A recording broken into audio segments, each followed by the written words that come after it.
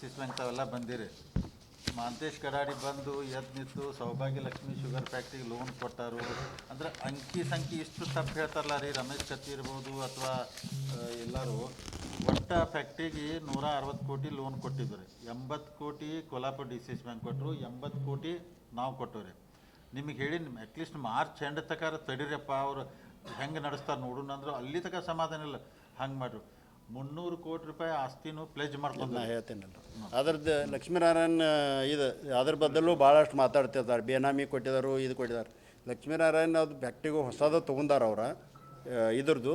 ಅದ್ರದ್ದು ನೋಡ್ರಿ 432 ಎಕರೆ ಜಮೀನು ಅದ, 431.20 ಮತ್ತು ಹೈಪೋಥಿಕೇಶನ್ ಆಫ್ ಪ್ಲ್ಯಾಂಟ್ ಮಷಿನರಿ ಎಲ್ಲ ಸೇರಿ 232 ಕೋಟಿ ವ್ಯಾಲ್ಯೂಯೇಷನ್ ಅದ. ನಾವು ಕೊಟ್ಟದ್ದು ಬರೀ 80 ಕೋಟಿ. ಮತ್ತು ಈಗ ಇನ್ನೂವರೆಗೆ ಬಡ್ಡಿ ಮತ್ತು ಹಪ್ತೆ ಎಲ್ಲ ಕ್ಲಿಯರ್ ಅದ. 14 ಕೋಟಿ ಕಟ್ಟಿದ್ದಾರೆ. ಅಂದರೆ ಯಾವುದೂ ಇದು ನಾಬಾರ್ಡ್ ಇದು ಬಿಟ್ಟು ಕೊಟ್ಟಿಲ್ಲ. ಸುಮ್ಮನೆ ಏನಾರ ಒಂದು ಬಾಯಿಗೆ ಬಂದದ್ದು ಅನ್ಕೋತ ಕೂತಾರ ಅವ್ರು. ಇಷ್ಟ ಆಗ್ಯದ.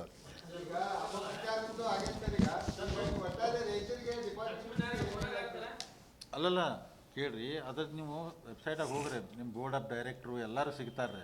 ಆಮೇಲೆ ಅಂದ್ರೆ ಇವ್ರ ಅರ್ಥ ಏನಂದ್ರೆ ನೀವು ಯಾರಿಗೂ ಲೋನಾಗಿ ಕೊಡಬೇಡ್ರಿ, ಬ್ಯಾಂಕ್ ಕೀಲಿ ಹಾಕ್ರಿ ಅನ್ನೋ ಅರ್ಥ ಏನು ಗೊತ್ತಾಗೋದಿಲ್ಲ.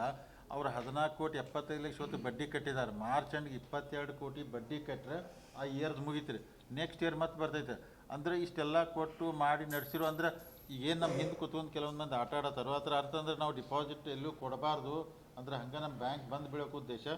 ಅದಕ್ಕೆ ಅಣ್ಣಾಸಾಹೇಬ್ ಜೊಲ್ಲೆ ಅವ್ರು ಅಧ್ಯಕ್ಷ ಆದ ನಂತರ 3 ತಿಂಗಳದಾಗ ಭಾಳ ಬೆಸ್ಟ್ ನಡೆಸ್ಯಾರ. ಆಮ್ಯಾಗ ಅವ್ರು ಹೇಳಿದ್ರು ನಿಮಗೆಲ್ಲ ನಾವು ಡಿ ಸಿ ಸಿ ಬ್ಯಾಂಕ್ ಅಧ್ಯಕ್ಷ ಪ್ರೆಸ್ ಕಾನ್ಫರೆನ್ಸ್ ಮಾಡಿ ನಿಮ್ಗೆ ಅಂದ್ರೆ ನಮಗೆ 5 ವರ್ಷ ಸಾಕು, ನಾವು 10,000 ಕೋಟಿ ಡಿಪಾಸಿಟ್ ಒಯ್ಬೇಕತ್ತ.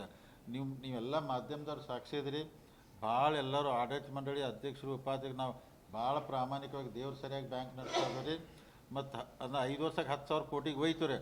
ಮತ್ತು ಏನು ನಮ್ಮ ವಿರೋಧಿಗಳದಾರಲ್ಲ ರೀ, ಅವ್ನು 15 ವರ್ಷ ಬ್ಯಾಂಕ್ ಕಡೆ ಬರೋಕೆ ಬಿಡೋದಿಲ್ಲ. ಇದನ್ನು ನಿಮ್ಗೆ ಹೇಳ್ತಾನೆ. ಅವ್ರು ಎಷ್ಟು ಬೇಕಾದ ಜಿಗದಾರಲಿ ನಾವು ಇರ್ತೀವಿ. 15 ವರ್ಷ ಅವ್ರನ್ನ ಬ್ಯಾಂಕ್ ಸಮೀಪ ಬರೋಕೆ ಬಿಡೋದಿಲ್ಲ. ಅವ್ರು ಎಷ್ಟು ಅಲಿಗೇಷನ್ ಮಾಡ್ತಾರೋ, ಎಷ್ಟು ಆರೋಪ ಮಾಡ್ತಾರೋ ಬೇಕಾದ ಮಾಡಲಿ. ಅಂದರೆ ಒಂದು ಆರೋಪ ಮಾಡಿದ್ರೆ ಅದ್ರೊಳಗೆ ಒಂದು ಅರ್ಥ ಇರಬೇಕು, ಏನಾರು ಇರಬೇಕು. ಯಾಕಂದ್ರೆ ಸುಮ್ಮನೆ ಎಲ್ಲರಿಗೂ ಮಿಸ್ಗೈಡ್ ಮಾಡೋದು, ನೀವು ಹಂಗೆ ಹೋಗಿ ಕೇಳ್ರಿ ಹಿಂಗೆ ಹೋಗಿ ಕೇಳ್ರಿ. ಅದಕ್ಕೆ ದಯಮಾಡಿ ಹೇಳ್ತನು, ಜೊಲ್ಲೆ ಅವ್ರು ಬೆಸ್ಟ್ ನಡೆಸ್ತಾರೆ. ಶುಗರ್ ಫ್ಯಾಕ್ಟ್ರಿ ನಾವಂದ್ರೆ ಈಗ ಡಿಪಾಸಿಟ್ ಇಟ್ಕೊಂಡ್ರಿ ನಾವು ವಾಪಸ್ 8% ಬಡ್ಡಿ ಕೊಡ್ಬೇಕು ಅವರಿಗೆಲ್ಲ. ಮತ್ತು ನಾವು ಅದನ್ನ 12-13% ದುಡಿಸಬೇಕಾಗ್ತೈತೆ ರೀ. ದುಡಿಸಿಲ್ಲ ಅಂದ್ರೆ ಬ್ಯಾಂಕ್ ಲಾಸ್ ಆಗ್ತೈತೆ. ಬ್ಯಾಂಕ್ ಲಾಸ್ ಆಗ್ತಂದ್ರೆ ಮತ್ತು ಇವರ ಆಡಳಿತ ಮಂಡಳಿ ಹಾಳು ಮಾಡಿರಂತಾರೆ. ಅದಕ್ಕೆ ದಯಮಾಡಿ ಬ್ಯಾಂಕ್ ಬೆಸ್ಟ್ ಸ್ಥಿತಿಯೊಳಗೆ ಹೊಂಟೈತಿ, ಭಾಳ ಚಂದ ನಡಿತೈತಿ. ನಾವು ಅಗ್ರಿಕಲ್ಚರ್ ಜೊತೆ ಕಮರ್ಷಿಯಲ್ ಬೇರೆ ಲೋನ್ ನಾವು ಕೊಡಲೇಬೇಕಾಗ್ತೈತೆ ರೀ. ಕೊಡದಿಲ್ಲ ಅಂದ್ರೆ ಬ್ಯಾಂಕ್ ನಡೆಯೋದಿಲ್ಲ. ಅದಕ್ಕೆ ಜಯಶೀಲ್ ಶೆಟ್ಟಿ ವಿಚಾರದಾಗ ಎಷ್ಟು ಅಪಪ್ರಚಾರ ಮಾಡಿ ಅವರು ಸಾಕಷ್ಟು ಲೋನ್ ತೊಗೊಂಡಾರಿ, ಸ್ವಂತಕ್ಕೆ ತೊಗೊಂಡಾರು, ಕಟ್ಟಿದಾರು, ಮತ್ತು ಅವರು ಮಾಡಿದಾರು. ಬೇರೆ ಅತನಿಗೂ ಶುಗರ್ ಫ್ಯಾಕ್ಟ್ರಿಗೆ ಅವರು ತೊಗೊಂಡಾರು, ಕಟ್ತಿದ್ದಾರೋ ಒಂದು ಸಲ ಇದಾಗ್ತೈತಿ. ನೀವು ಹೇರಲ್ಲ ಶುಗರ್ ಫ್ಯಾಕ್ಟ್ರಿಗೆ ಮಾರ್ಚ್ ಎಂಡಿಗೆ ನೀವು ಕೇಳಿದ್ರಿ ಶುಗರ್ ಫ್ಯಾಕ್ಟ್ರಿ ಲಾಸ್ ಅದ. ಮಾರ್ಚ್ ಎಂಡಿಗೆ ನಮಗೆ ಬಡ್ಡಿ ಬಂತು ಸಾಕ್ರಿ, ನಮ್ಮ ಬಡ್ಡಿ ಬರಬೇಕು.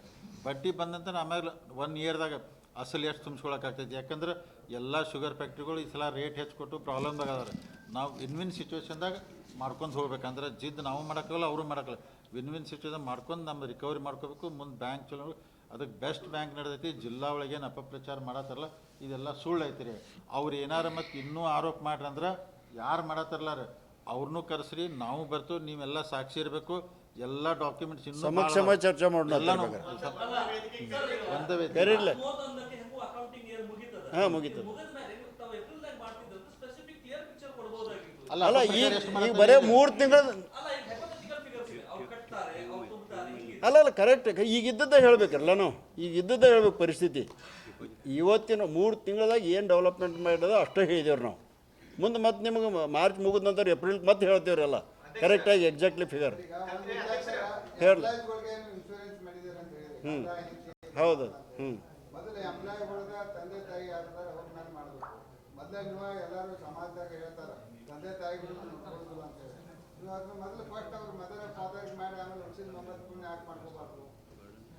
ಬರ್ಡನ್ ಅವ್ರು ಮಾಡ್ಬೇಕ್ರಿ ಅದ. ಅವ್ರು ಮಾಡ್ಬೇಕು ಅದನ್ನು ಮಾತು ಮುಂದೆ. ಇಲ್ಲ ಎಲ್ಲಿ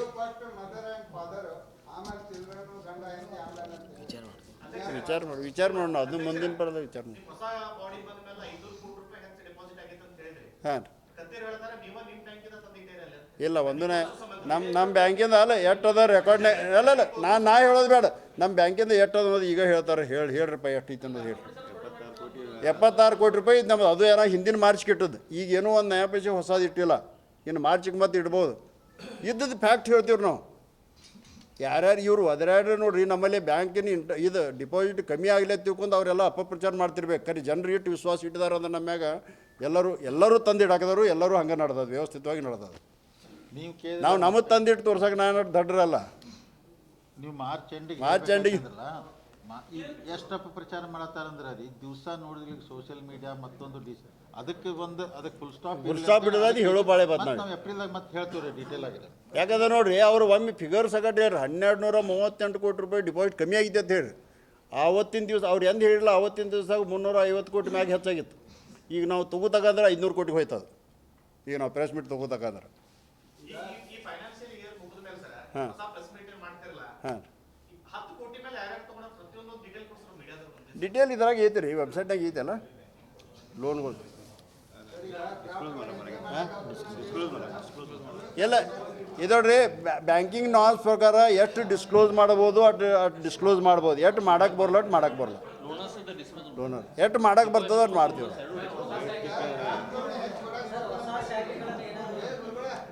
ಕೆಲವೊಂದು ವಿಚಾರ ಅದಾವ್ರು, ಕೆಲವೊಂದು ಡೈರೆಕ್ಟರ್ಸ್ ಹೇಳಿದಾರೆ ಅಲ್ಲಿ ಇಲ್ಲಿ ಮಾಡ್ಬೇಕಂತ. ಅದು ಪರ್ಮಿಷನ್ಗೆ ಹಾಕಿದೀವಿ ರೀ, ಪರ್ಮಿಷನ್ ಬಂದ ನಂತರ ಮಾಡ್ತೀವಿ. ಅಲ್ಲ ಏನೋ ಒಂದು ನಿಮಿಷ ಕೇಳ್ರಿ, ಕೋರ್ ಬ್ಯಾಂಕಿಂಗ್ ಆಗ್ಯದಲ್ರಿ, IMPS ಈಗ ಕೆಲವೊಂದು 1-2-3 ತಿಂಗಳಾಗ ಎಲ್ಲನೂ ಸ್ಟಾರ್ಟ್ ಆಗ್ತಾವೆ. ಮೊಬೈಲ್ ಬ್ಯಾಂಕಿಂಗ್, ಆಮೇಲೆ ಇದು UPS UPI ಎಲ್ಲನೂ ಸ್ಟಾರ್ಟ್ ಆಗ್ತಾವೆ. ಇನ್ನೂ ಸ್ವಲ್ಪ ಮಟ್ಟಿಗೆ